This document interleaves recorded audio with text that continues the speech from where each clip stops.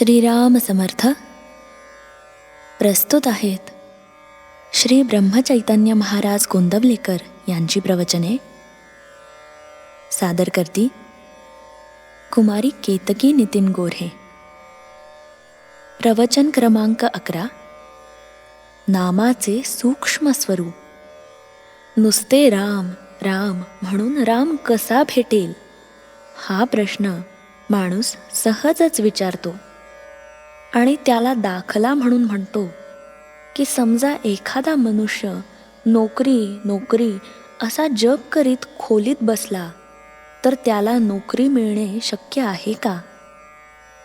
वरकरणी हा दाखला अगदी बेमालूम दिसतो खरा, पण थोडासा विचार केला तर तो इथे मुळीच लागू पडत नाही असे आपल्याला कळून येईल. जो दाखला द्यायचा आणि ज्या बाबतीत तो द्यायचा त्यांचे गुणधर्म सारखे असावे लागतात.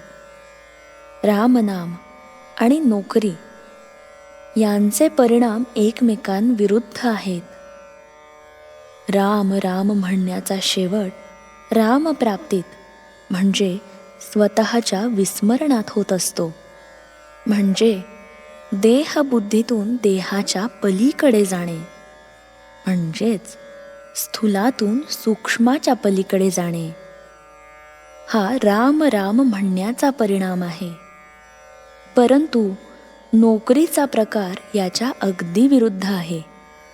मुळात नोकरी ही कल्पना सूक्ष्म आहे. नंतर ती मिळावी म्हणून 10 जणांचे आर्जव करायचे, त्यानंतर ती देणारा भेटायचा आणि मग आपण ती नोकरी करायची. म्हणजे नोकरी या कल्पनेतून सूक्ष्मातून स्थूलात जाणे हा नोकरीचा प्रकार. पण राम राम म्हणणे हा प्रकार स्थूलातून सूक्ष्माच्याही पलीकडे जाण्याचा आहे. यावरून नोकरीचा हा दाखला इथे लागू पडत नाही हे स्पष्ट होते.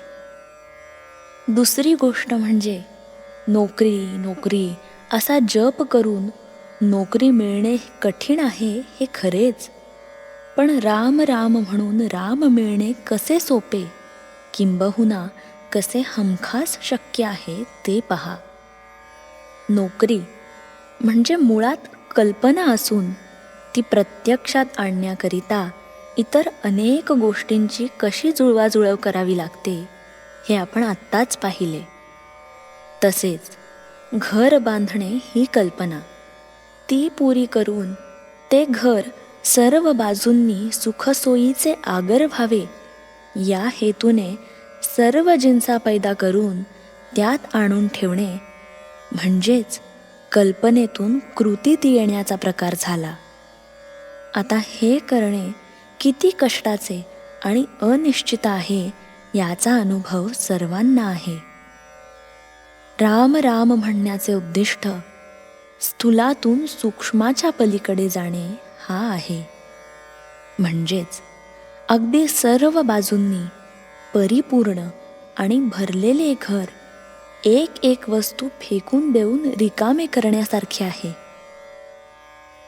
ही गोष्ट करण्याची इच्छा असल्यास कोणालाही ती सहज होण्यासारखी आहे. तेव्हा नोकरी नोकरी म्हणून नोकरी मिळणे जितके कठीण, तितकेच राम राम म्हणून राम मिळणे निश्चित आहे.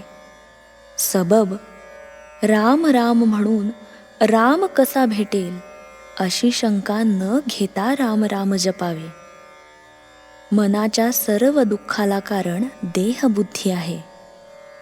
ती जायला उपाय एकच, प्रेमाने भगवंताचे नामस्मरण करावे.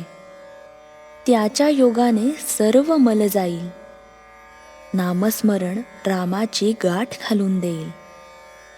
चित्तात तशी तळमळ मात्र पाहिजे. मीपणा टाकावा आणि परमात्म्याचे होऊन राहावे. जो नाम घेतो त्याला देहाच्या सुखदुःखाची जाणीव राहणार नाही, तो आनंदात राहील. श्रीराम समर्थ.